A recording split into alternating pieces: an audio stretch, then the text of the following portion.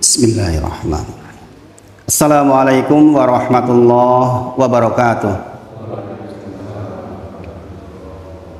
Alhamdulillahirabbil alamin. Asyhadu alla ilaha illallah wa asyhadu anna Muhammadan abduhu wa rasuluh. Allahumma sholli ala sayyidina Muhammad wa ala ali sayyidina Muhammad. Ya ayyuhalladzina amanu taqullaha haqqa tuqatih wa la tamutunna illa wa antum muslimun. Subhanaka la ilma lana illa ma 'allamtana innaka antal alimul hakim. Rabbi shrah li sadri wa yassir li amri wahlul 'uqdatam min lisani yafqahu qawli. Amma ba'd. Bapak Ibu sedaya, kita bersyukur kepada Allah, alhamdulillah masih diberi kesempatan untuk bermajelis kembali. Mudah-mudahan menjadi majelis yang dirahmati Allah, dan mudah-mudahan setiap ilmu yang kita peroleh Allah izinkan mendapatkan taufik sehingga menjadi amal. Dan ini akan menjadi salah satu bekal pulang kita, menjadi timbangan amal baik kita di yaumil akhir kelak. Dan mudah-mudahan dengan itu Allah masukkan kita ke surganya Allah Subhanahu wa ta'ala. Sekali lagi salawat dan salam kita sampaikan kepada junjungan kita Nabi Agung Muhammad sallallahu alaihi wasallam. Kita berharap betul menjadi umatnya yang berada selalu di atas sunnah-sunnahnya, dimudahkan oleh Allah untuk mempelajari semua risalahnya, dan kita dimudahkan oleh Allah untuk menjalankan semua sunnah-sunnah itu sampai kita dijemput ajal kelak insyaallah ta'ala. Insyaallah malam hari ini kita masih melanjutkan kajian kita tentang bab zikir pagi, zikir petang kita. Masih ada beberapa yang belum dibahas, masih cukup banyak ya insyaallah. Sebagian sudah ada yang punya bukunya di rumah, buku saku itu, buku saku zikir pagi, zikir petang, atau belum? Sudah ya, sebagian sudah insya Allah. Nah, sebagaimana kita ketahui Bapak Ibu sedaya bahwa sudah teramat sangat banyak dalil tentang pentingnya zikir. Okay. Kita tahu di dalam surah Ali Imran 190, sebagaimana sudah lewat pembicaraannya, pembahasannya, bahwa dikatakan ulul albab, yaitu dikatakan orang-orang yang cerdas, yang pintar, adalah kata Allah, alladzina yadhkurunallaha qiyaman wa qu'udan wa 'ala junubihim. Adalah orang-orang yang selalu zikrullah, mengingat Allah dalam kondisi dia berdiri, dalam kondisi dia duduk, dalam kondisi dia berbaring, alias seluruhnya ingat Allah. Seluruhnya ingat Allah. Maka kita mencoba selalu mengingat-ingat Allah dengan lafal-lafal zikir yang marfu sampai Rasulullah. Marfu artinya bacaan ini sampai Rasulullah, Bapak Ibu sedaya. Karena bacaan zikir itu nggak semuanya marfu sampai ke Rasulullah. Makanya kita baca adalah bacaan yang insya Allah semuanya sampai ke Rasulullah Muhammad Sallallahu Alaihi Wasallam. Yang dengan itu insya Allah kita tentram mengucapkannya. Sekali lagi saya ingatkan, Imam Al-Qurtubi menyampaikan bahwa tidaklah seseorang saged angsal manfaat saking zikir yang dilisankan oleh kita dengan cara paham dengan makna dan kandungannya. Makna dan kandungannya. Maka malam hari ini saya membahas satu di antaranya. Satu di antaranya. Di antara bacaan zikir pagi, zikir petang kita, nggih menika jenengan mungkin yang sudah hafal alhamdulillah, sudah hafal alhamdulillah. Yang belum hafal nanti rencananya Pak Andri insya Allah mau buatkan kopiannya untuk dibaca di rumah. Yang gede-gede insya Allah ya Pak ya. Supaya kalau kayak gini kan kecil banget ini, bapak-bapak agak susah mungkin. Allahumma inni as'alukal afwa wal afiyah. Sudah pernah bilang ini? Allahumma, ya Allah, ini sesungguhnya aku as'aluka meminta kepadamu afwa wal afiyah. Afwa itu permaafan sebagaimana istighfar, kemudian afiyah. Afiyah itu napa? Kesehatan, keselamatan, kuat, kan di bahasa Indonesia sehat wal afiyat gitu toh. Sudah diserap dalam bahasa kita. Kemudian fid dunya wal akhirah, di dunia dan di akhirat. Kemudian Allahumma inni as'aluka afwa wal afiyah fi dini wa dunyaya wa ahli wa mali. Allahumma astur aurati wa amin ro'ati.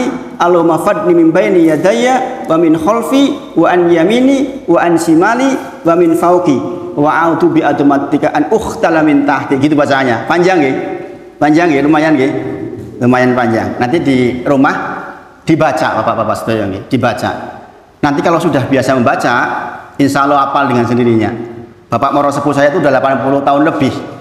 Tapi ini pun hafal kecepal saking seringnya diwaos. Ya. Nah, sekarang saya sampaikan kandungannya Bapak Ibu sedaya. Kalau jenengan tanya, apakah doa yang redaksinya sampai Rasulullah di antara azan dan iqamah?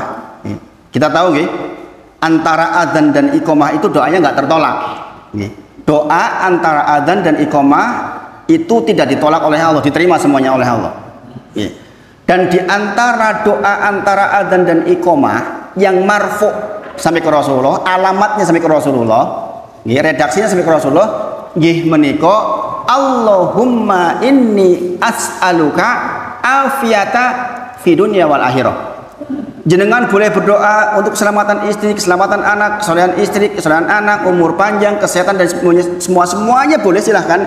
Tapi jangan ditinggal Allahumma inni as'aluka afiyata fi dunya wal akhirah. Cobi sareng-sareng Bapak Ibu sedaya. Allahumma inni as'aluka afiyata fi dunya wal akhirah. Itu doa antara azan dan iqamah yang redaksinya ada hadis sahihnya sampai ke Rasulullah. Setelah itu jangan berdoa, silakan yang apa saja. Nah, sekarang kita bahas mengapa di waktu yang sangat penting, waktu pendek itu Rasulullah ajarkan kepada kita Allahumma inni as'aluka al-afiyah, Allahumma inni as'aluka afiyata fid dunya wal akhirah. Berarti minta afiyah penting banget, nopo sangat-sangat penting. Bedanya cuma dua. Sangat-sangat penting. Sampai-sampai Rasulullah menyampaikan di waktu penting itu berdoalah dengan afiyah. Kemudian pada redaksi yang lain Rasulullah menyampaikan tidaklah Allah lebih mencintai seorang hamba meminta kepada Rabb-nya dibandingkan seorang hamba meminta afiyah kepada Allah. Sekali lagi, dipahami kalimat saya mudah-mudahan. Tidaklah Allah lebih mencintai permintaan seorang hamba kepada Rabb-nya dibandingkan permintaan seorang hamba meminta afiyah kepada Rabb-nya. Artinya meminta afiyah itu sangat-sangat dicintai oleh Allah Subhanahu wa taala. Ini pentingnya kita ngaji Bapak Ibu sedaya.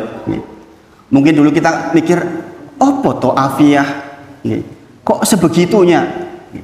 Saya yakin kalau kita nggak diberi taufik oleh Allah untuk ngaji, nggak mengerti yang beginian Bapak Ibu sedaya. Bayangkan, ternyata ada permintaan yang sangat dicintai oleh Allah, yaitu permintaan seorang hamba kepada Rabb-nya afiyah. Allahumma inni as'aluka afiyata fid dunya wal akhirah. Itu Allah cinta banget hamba minta seperti itu. Tentu kita bertanya-tanya, bagaimana mungkin Allah sangat mencintai seorang hamba sementara kalimatnya pendek, afiyah. Afiyah. Maka kita lihat di redaksi hadis yang lain. Seseorang ketika meminta afiyah kepada Allah, itu artinya sedang meminta 10 kebaikan sekaligus. Makanya ini hebatnya Nabi kita Nabi Muhammad Sallallahu Alaihi Wasallam. Cukup dengan mengucapkan as'aluka afiyah, ya Allah saya minta afiyah, berarti kita sedang meminta 10 hal ini. 5 kebaikan di dunia, 5 kebaikan di akhirat. Karena bahasanya apa? As'aluka afiyata fi dunya wa fil akhirah. Di dunia dan di akhirat.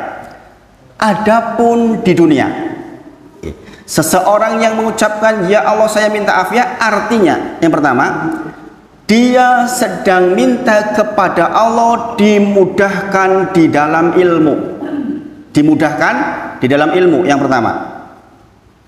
Namanya dimudahkan di dalam ilmu, jadi ringan belajar, jadi ringan bermajelis, jadi longgar hatinya, Jadi punya kesempatan, suasananya, lingkungannya, waktunya, kesibukannya memungkinkan dia bermajelis. Karena majelis ini adalah manhajnya para sahabat Nabi Muhammad SAW. Mereka tuh sampai-sampai bergantian. Abu Bakar radhiyallahu anhu dengan sahabat yang lain, kalau hari ini saya nggak berangkat ke majelisnya Rasulullah, tolong kamu yang berangkat agar nanti apa yang disampaikan saya pun bisa tahu. Sebegitunya para sahabat. Oke. Maka ketika kita minta Allahumma inni as'aluka afiyata fid dunya wa fil akhirah, kita sedang minta dimudahkan oleh Allah di dalam ilmu dan mahfum. Bapak Ibu Sedoyo, sebagaimana saya sampaikan di awal dulu bahwa ketika Allah menghendaki kebaikan buat seorang hamba, apa yang dilakukan oleh Allah pertama kali? Memahamkan persoalan ilmu agamanya, Bapak Ibu Sedoyo. Adapun dalilnya adalah man yuridillahu bihi khairon yufaqihu fiddin, kata Rasulullah. Man sing sinten kemawon, kata man dalam bahasa Arab itu bisa berarti anak kecil, anak besar, suki, orang suki, jabatan, tidak jabatan, presiden atau rakyat biasa, disebut man dalam bahasa Arab. Man yuridillahu, Allah berkehendak khairon, kebaikan, kebaikan dunia dan akhirat, yufaqihu fiddin, kata Rasulullah. Maka yang dilakukan pertama kali adalah membuat orang itu paham persoalan ilmu agamanya. Mengapa? Karena memang seluruhnya itu tercakup di agama. Dari kita mulai bangun tidur sampai tidur kembali, semuanya diatur dalam agama ini, Masya Allah. Maka sekali lagi, Alhamdulillah, kita semua ditakdir oleh Allah bisa duduk seperti ini. Mudah-mudahan kita istiqomah dan Allah takdirkan kita masuk orang-orang yang dimudahkan di dalam ilmu, Bapak Ibu Sedoyo. Dan tentu saja, babul ilmu qoblal qauli wal amal. Jenengan sholat harus dengan ilmu, jenengan zakat harus dengan ilmu, berhubungan dengan istri harus dengan ilmu, berhubungan dengan anak harus dengan ilmu, berhubungan dengan rekan bisnis harus dengan ilmu, sekolah harus dengan ilmu, semuanya memang dengan ilmu. Jangan lagi persoalan akhirat, persoalan dunia kita yang sempit saja harus dengan ilmu. Gini Bung, maka kalau daftar kerjanya ditanyakan punya keterampilan apa? Terlebih zaman sekarang, zaman sekarang itu bukan hanya gelar yang dilihat. Gelarnya rentetannya panjang, tapi yang ditanya keterampilan spesifiknya apa, kan gitu. Karena sekarang sudah, zaman saya dulu mungkin sarjana nggak sebanyak sekarang. Kalau sekarang anak-anak kita semuanya sarjana, maka dia harus punya sesuatu yang spesifik sehingga dia pantas mempunyai pekerjaan yang layak dengan ilmunya. Maka sekali lagi, ilmu. Ketika jenengan meminta as'aluka afiyata fid dunya wal akhirah, berarti jenengan sedang ingin dimudahkan di dalam ilmu. Yang kedua, adapun yang kedua adalah ketika jenengan meminta afiyah, berarti jenengan sedang minta pertolongan dari Allah untuk bisa beribadah. Ini persoalan besar, Bapak Ibu Sedoyo. Surah Ad-Dariyat surah ke-51 ayat 56. Wa ma khalaqtul jinna wal insa illa liya'budun. Tidaklah kalian jin dan manusia diciptakan kecuali hanya untuk beribadah kepada Allah saja. Afiyah, permintaan afiyah, kita sedang minta, ya Allah, tolong saya dimudahkan di dalam ibadah. Orang mungkin bertanya-tanya, kok ada orang dimudahkan oleh Allah sholat rajin di masjid, subuh nunggu sampai suruk, tahan, dia duduk nggak gapeh, nggak sakit, nggak pegel rasanya, dia bisa mengalahkan itu tuh afiah dari Allah, pertolongan dari Allah, dimudahkan di dalam ibadah. Sementara mungkin jangan melihat orang yang tegar bugar gagah hebat koyo adere tapi susah tegak di masjid, susah melaksanakan ibadah, boro-boro nunggu subuh sampai suruk, susah luar biasa, gak dapat afiah, Bapak Ibu Sedoyo. Nggak dapat afiah. Terlampau banyak, Bapak Ibu Sedoyo, kisah-kisah menakjubkan orang-orang yang istiqomah dengan ketakwaan. Sangat banyak, sangat banyak, baik zaman dulu maupun zaman sekarang. Kita tahu wal akibatu lil muttaqin, selalu akhir yang baik bagi orang-orang yang bertakwa. Dan untuk bertakwa yang berarti kita beribadah kepada Allah secara kontinu, butuh pertolongan dari Allah, dan permintaannya adalah Allahumma inni as'aluka afiyata fid dunya wa fil akhirah. Bayangkan Bapak Ibu Sedoyo, ini yang kita minta persoalan inti kehidupan kita.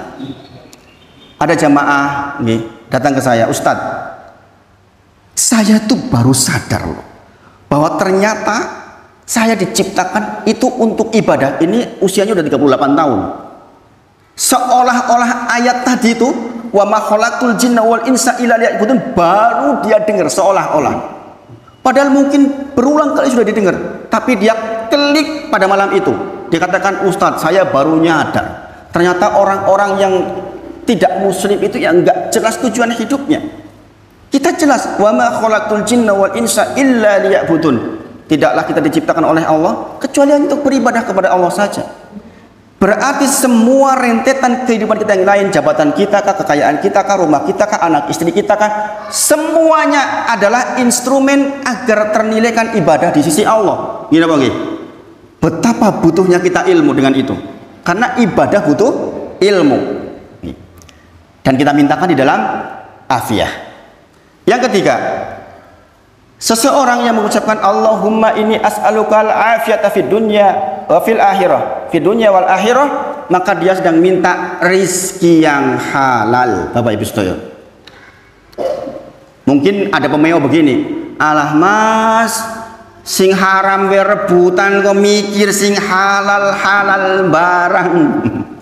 Orang Cilacap begitu ngomongnya, angel temen mau ngurip lagi sing haram ge, angel kok pun golek sing halal barang apa.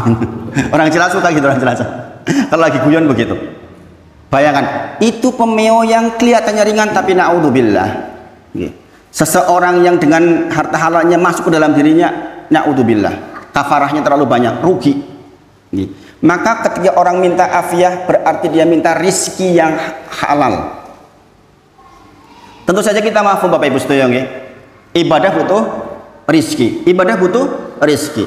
Ke masjid butuh pakaian, butuh wangian, butuh tenaga, butuh pakai sepeda, pakai motor. Orang umroh sekarang berapa? 30 sekian juta. Haji sekarang kalau pengen cepat berapa tuh haji furoda? 300 juta. Subhanallah. Maka kalau kita nggak punya rizki yang cukup dan halal, repot. Dan ini bagian penting Bapak Ibu Sedoyo, rizki itu sangat mempengaruhi terhadap kebahagiaan kita.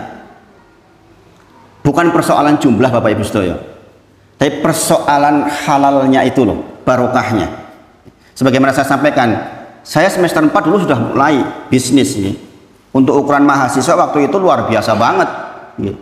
Tapi waktu itu karena ilmunya belum cukup, nabrak-nabrak, banyak hal yang ditabrak. Barokahkah dengan jumlah yang banyak itu? Saya katakan tidak barokah. Tidak barokah. Nyatanya saya semakin jauh dari Allah. Maka rezeki yang halal itu cirinya dia kita tentram dan makin dekat dengan Allah.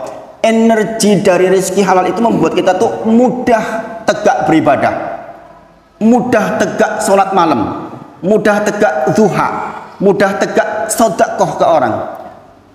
Rezeki halal itu akan membuat orang menjadi lomoh, bukan iki duitku kok. Subhanallah. Kalau rezekinya halal barokah akan mudah, dibuat ringan oleh Allah. Kita tahu yang akan kita bawa pulang itu yang kita keluarkan toh. Pertama tentu saja nafkah terbaik adalah untuk keluarga kita. Keluarga kita clear punya kebutuhannya itu.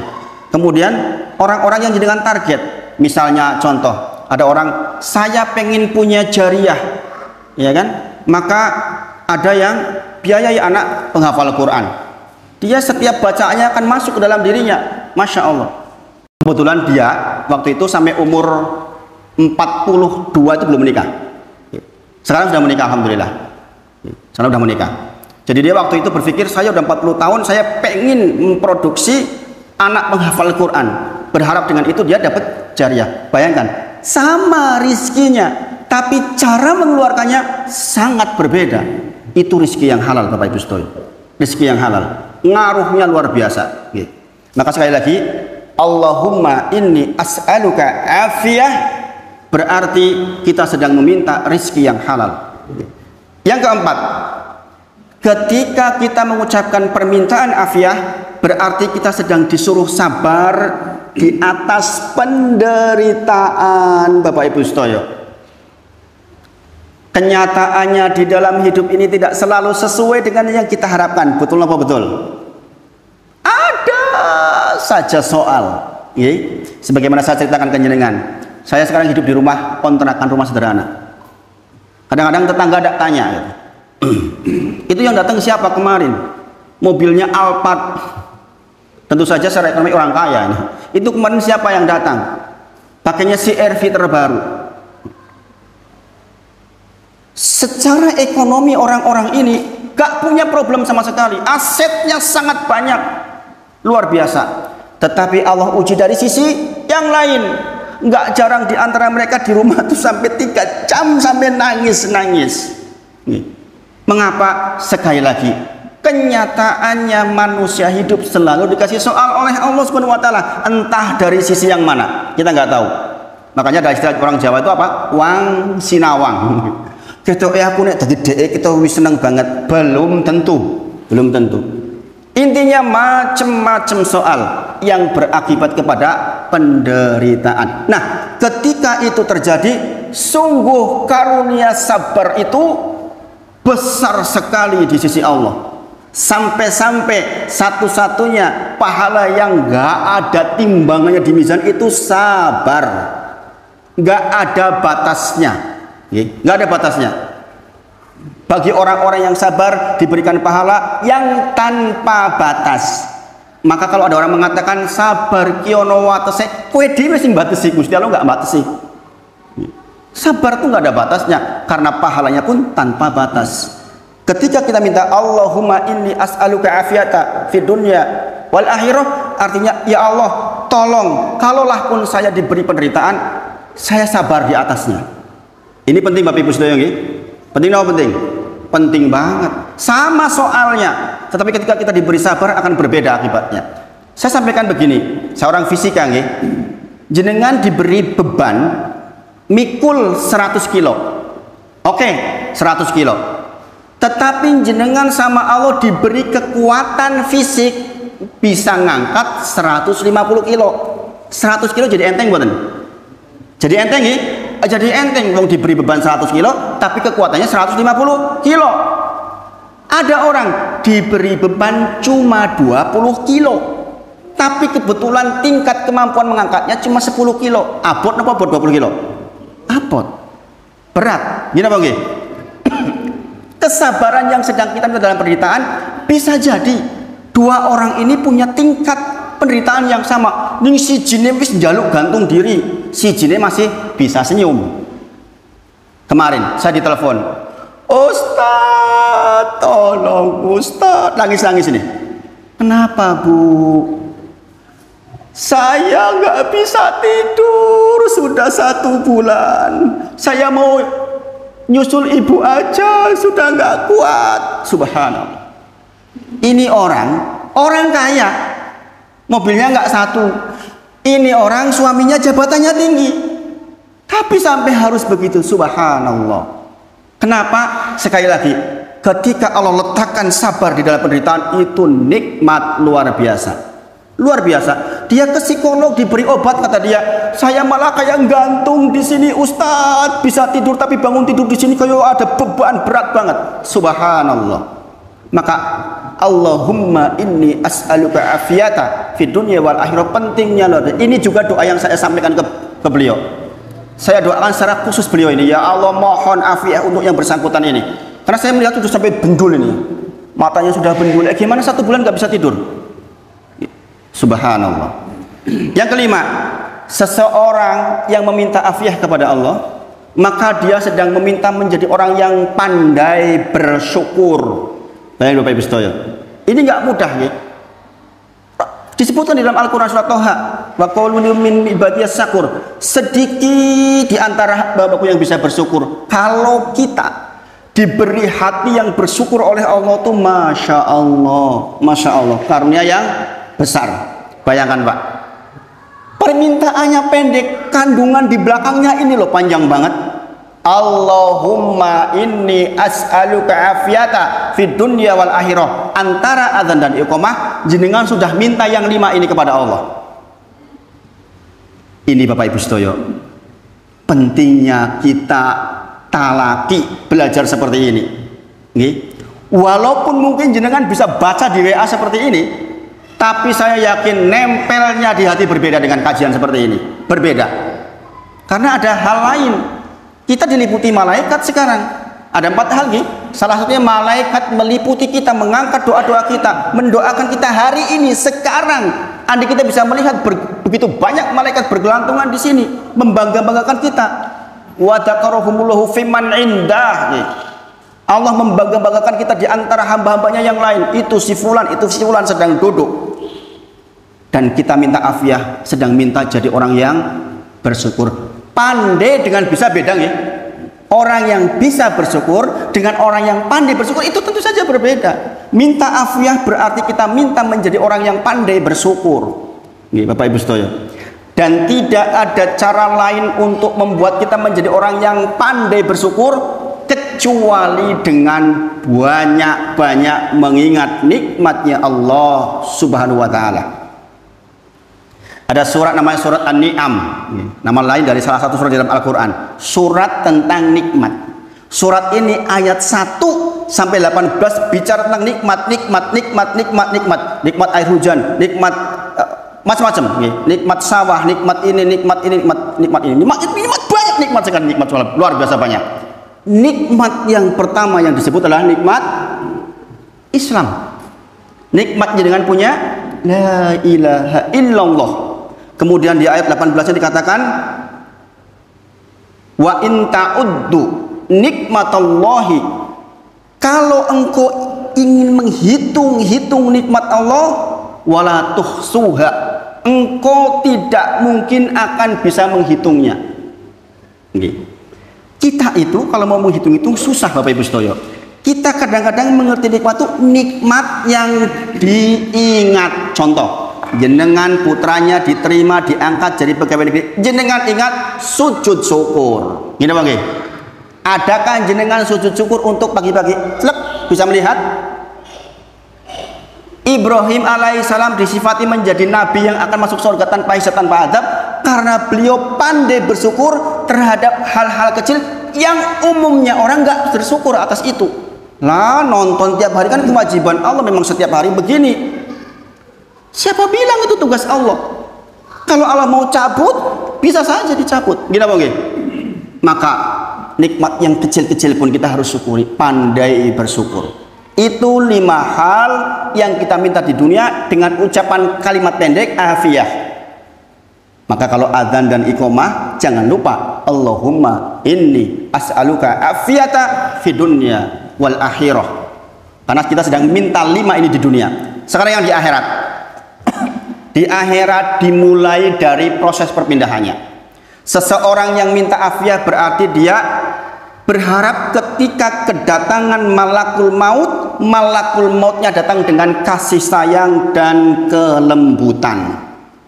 Jadi setiap kita nanti akan didatangi malakul maut, sejauh mata memandang kita masih di dunia, kemudian masih bisa melihat malakul maut.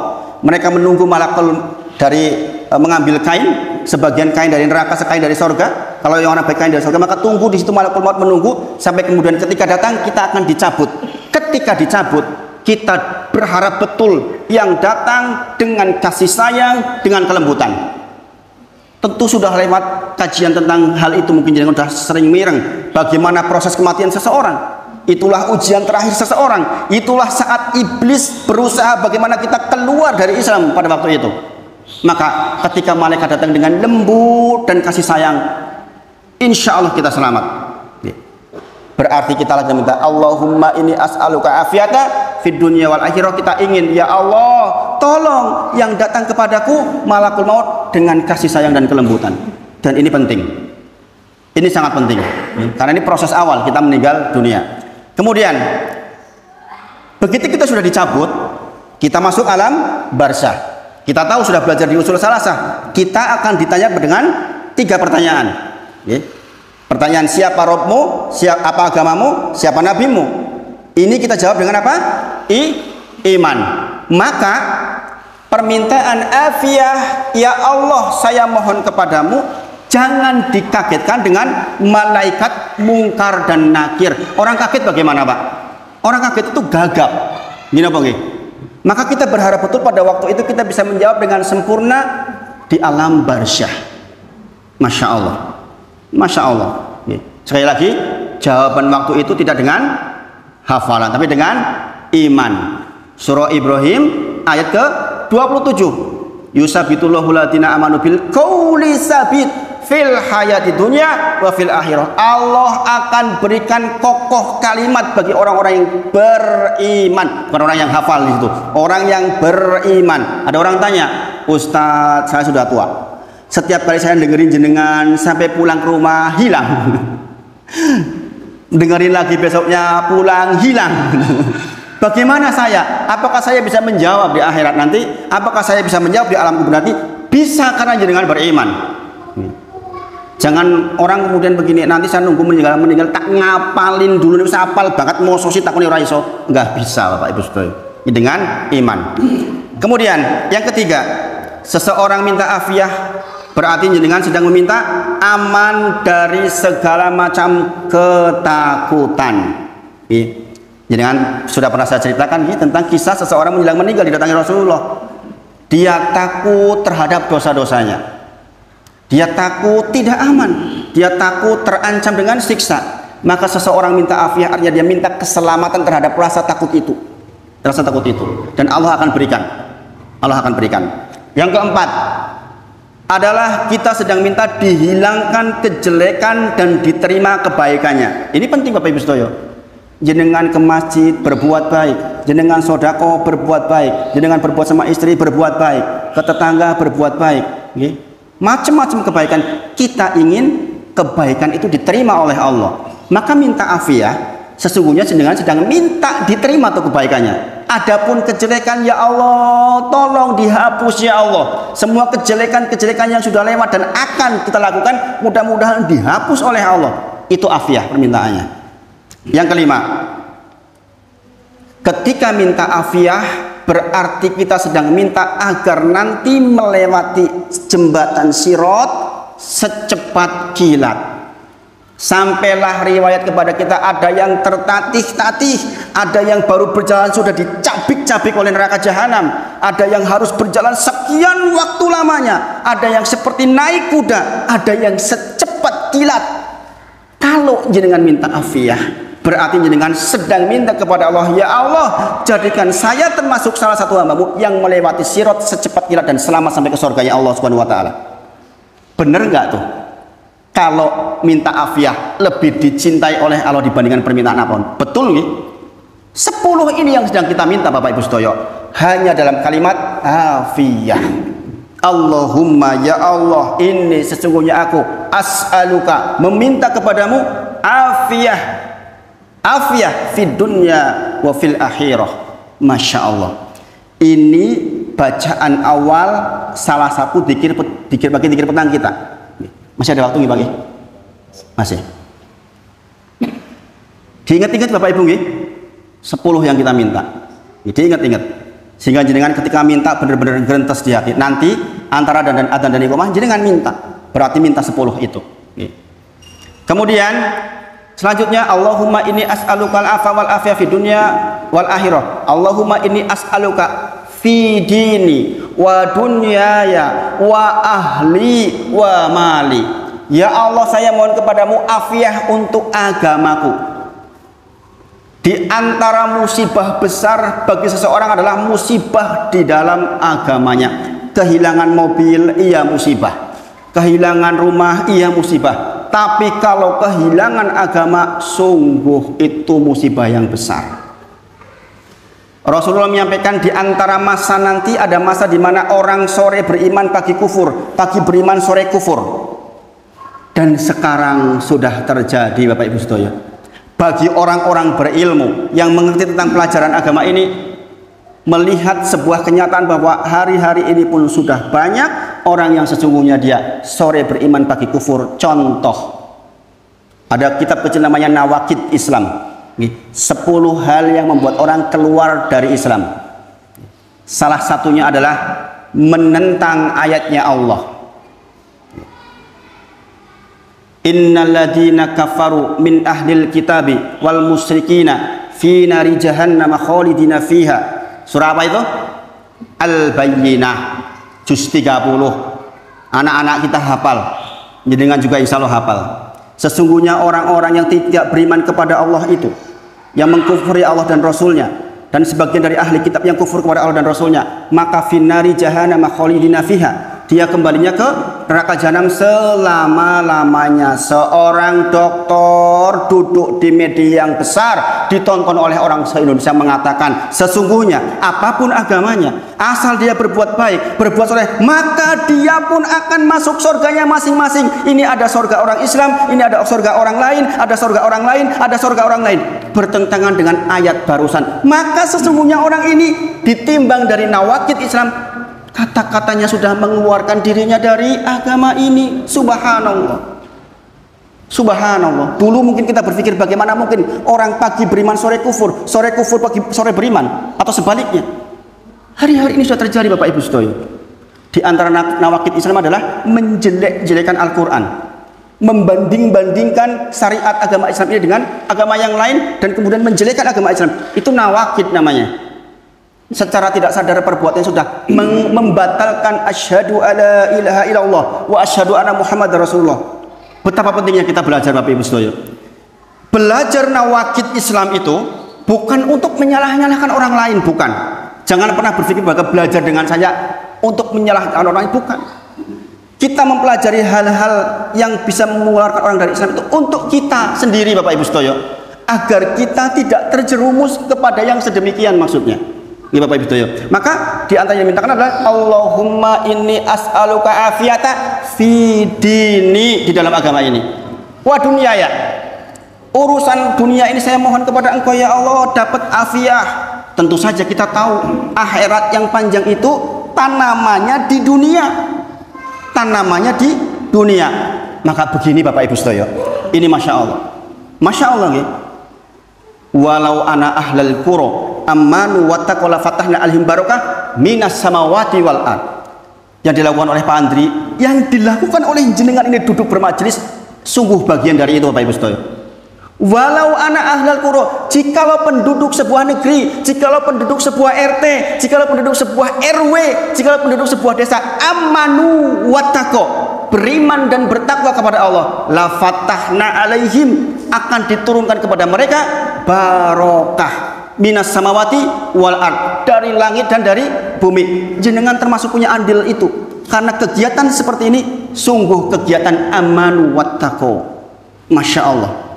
Orang bertanya, apa sumbangsih buat negara? Duduk bermajelis seperti ini sesungguhnya mengundang barokah Allah, yang berarti bermanfaat untuk negeri ini. Bisa jadi keamanan lingkungan ini karena Allah masih melihat orang-orang yang duduk bermajelis seperti ini, orang-orang yang setelah subuh nunggu suruh. Bisa jadi seperti itu. Kadang-kadang orang nggak berpikir sejauh itu. Maka bersyukurlah kalau di tempat jenengan, tempat tinggal jenengan ada orang yang soleh, karena itulah yang buat Allah cinta kepada wilayah itu. Walau ana ahlal qura amanu wattaqu la fatahna alaihim barakah minas samawati wal ard. Sungguh ini ayat yang sangat dahsyat. Kemudian wa dunyaya wa ahli, kita sedang minta kepada Allah afiah untuk keluarga kita Bapak Ibu Sedoyo. Kita ingin istri kita sehat, kalaupun sakit diberi sabar. Kita ingin anak kita sehat, kalaupun belum berprestasi kita sabar di atasnya, anak-anak kita sabar. Apalagi zaman sekarang persaingan sedemikian hebat, sama-sama teknik elektro lulus dengan kumlot, tapi tidak semuanya mendapatkan tempat yang baik. Maka dimudahkan oleh Allah afiah, dia bersabar, punya tempat yang baik, ketata dengan baik. Karena keluarga itu ring pertama kita. Kebahagiaan berangkat dari keluarga.